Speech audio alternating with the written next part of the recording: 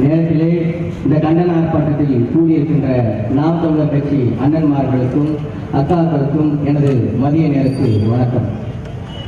உலகிற்கே உலக பொதுமுறை கற்பித்த வள்ளுவர் சொல்கிறார், மனுநீரும் மண்ணுயிருக்கு ஆக்கம் எல்லா பொருளும் தன் மகனுங்கிறார் வள்ளுவர். அதாவது என்னன்னா, ஒரு நாட்டிற்கு எப்படி பசுமையான ஒரு காட்டிற்கு நிலத்தருகின்ற காடு, மண், மலை, நீர் இதெல்லாம் எப்படி முக்கியமான அரணோ, அதே போல ஒரு மன்னன் அந்த நாட்டில் உள்ள பெண்களுக்கு பாதுகாப்பு தருவது ஒரு முக்கியமான அரண் என்றார். ஆனால் இந்த நாடு விடுதலை பெற்ற பிறகு பெண்களுக்கு எப்பொழுது பாதுகாப்பு சரியாக இருந்தது, இந்த நாடு எப்பொழுது சீராக இருந்தது என்று கேட்டால் நம்ம டாக்டர் காமராஜனுடைய ஆட்சி காலத்தில் தான். அதன் பிறகு இந்த நாடு விடுதலை பெற்றதிலிருந்து ஒரு முறை கூட திமுகவுடைய ஆட்சி காலத்திலும் சரி, அதிமுகவுடைய ஆட்சி காலத்திலும் சரி, இருக்கின்ற வேண்டா விருப்பா பிள்ளையை பற்றி காண்டாமல் பெயர் வச்ச கதையா இருக்கின்ற தமிழக ஆட்சியும் சரி, பெண்களுக்கு பாதுகாப்பு இல்லை. காரணம், பொதுமக்களாகிய நாம் மாற்றம் என்று நமக்கான தலைவர்கள் திமுகவில் கருணாநிதி குடும்பத்தில் இருக்கிறார்கள், நமக்கான தலைவர்கள் ஐயா எடப்பாடி அதிமுகவில் இருக்கிறார்கள், நமக்கான தலைவர்கள் சர்க்கார் படத்தில் ஒருவிரல் புரட்சி செஞ்ச அண்ணன் விஜய் அவர்தான் என்று மாற்றம் என்று சொல்லி நாம ஏமாந்து போனதுனால நாம எந்த இடத்துல மாறுதல் விரும்பணும். இன்றைக்கு 3 வயது சிறுமி பாலியல் வன்கொடுமை செய்யப்பட்டிருக்கிறார்.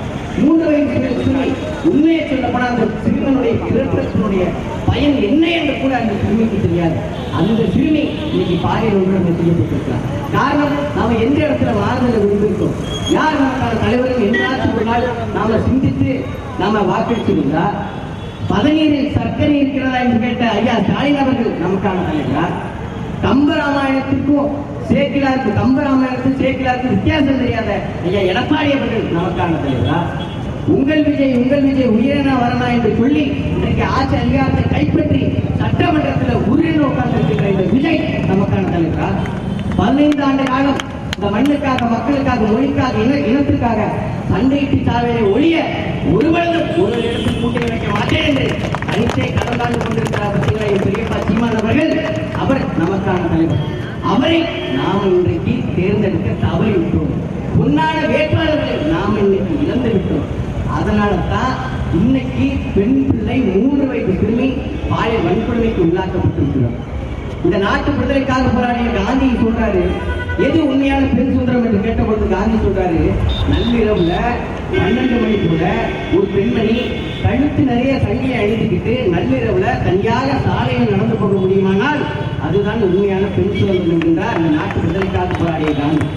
அப்படியாப்பட்ட பெண் சுதந்திரம் இந்த ஆட்சியில இருக்கிறதா? பெண்களுக்கு பாதுகாப்பு இருக்கிறதா? நம்ம வீட்டு பெண் பிள்ளை காலையில 10 மணிக்கு கல்லூரி போனா மதியம் 12 மணிக்கு வீடு திரும்பி வர முடிகின்றதா? அந்த மாதிரியான பாதுகாப்பு இருக்கின்றதா? இல்ல. காரணம், அளவற்ற சுதந்திரம் இந்த நாட்டில் இருக்கிறதுனால.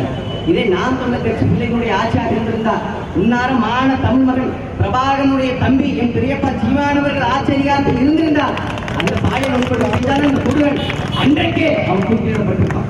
ஒரே ஒரு உதாரணம், இவர் இந்த மாநில தமிழ்நாடு முதலமைச்சர் விஜய் நமக்கான தலைவராக என்று ஒரே ஒரு முறை சிந்திச்சு பாருங்கள்.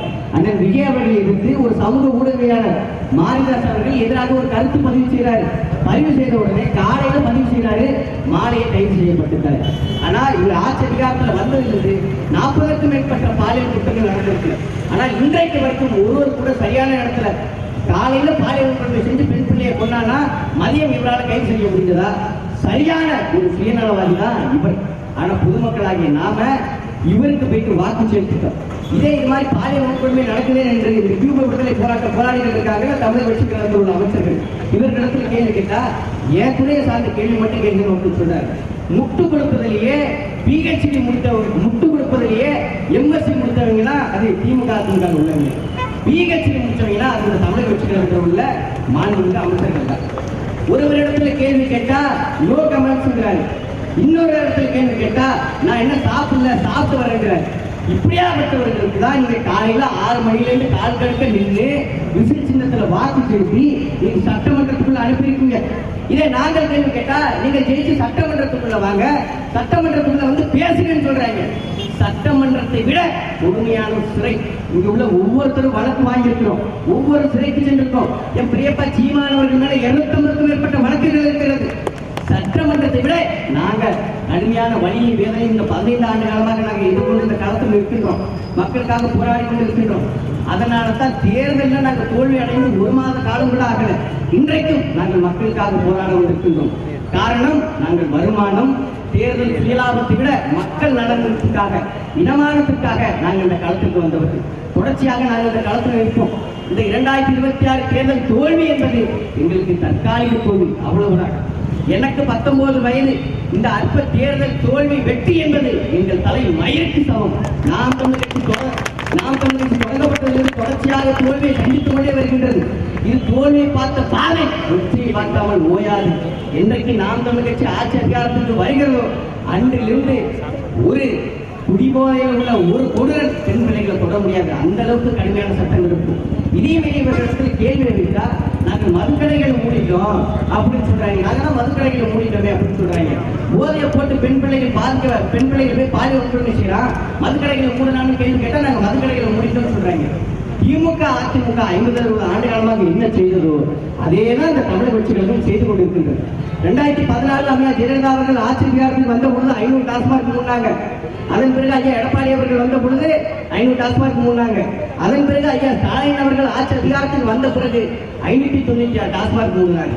இவர் வந்த பிறகு 817 டாஸ்மாக் மூடி இருக்கிறதா சொல்றாங்க. ஆனால் இத்தனை பேரும் டாஸ்மாக் மூடியதா எந்த ஒரு விவரமுமே இல்லை. ஆனா எத்தனை டாஸ்மாக் மூடினாலும் வருடா வருடம் 48,000 கோடியிலிருந்து 50,000 கோடி வருமானம் தொடர்ச்சியாக வந்து கொண்டேதான் இருக்கின்றது. ஒரு ஊர்ல டாஸ்மாக் மூடுனா 10 கிலோமீட்டர் தள்ளி ஒரு புது டாஸ்மாக் திறந்துகிட்டே தான் இருக்கிறாங்க. அன்பார்ந்த பொதுமக்களே, நீங்க சிந்திச்சு பாருங்க. திமுக வந்தாலும் சரி, அதிமுக வந்தாலும் சரி, இந்த தமிழக வெற்றி கழகம் வந்தாலும் சரி, காட்சி எண்ணங்கள் வண்ணங்கள் தான் மாறுகிறதே தவிர எண்ணங்கள் ஒருபோதும் மாறுவதில்லை. ஆட்சிகள் தான் மாறுகிறதே தவிர காட்சிகள் ஒருபொழுதும் மாறுவதில்லை. உங்கள் பிள்ளைகள் இந்த உச்சி வெயிலில் இருந்து கத்திக் கொண்டிருக்கின்றோம். நாங்கள் தான் உங்களுக்கானவர்கள், நாங்கள் தான் உங்களுக்கானவர்கள். இனியாவது எங்களின் கரங்களை இருக பிடித்துக் கொள்ளுங்கள்.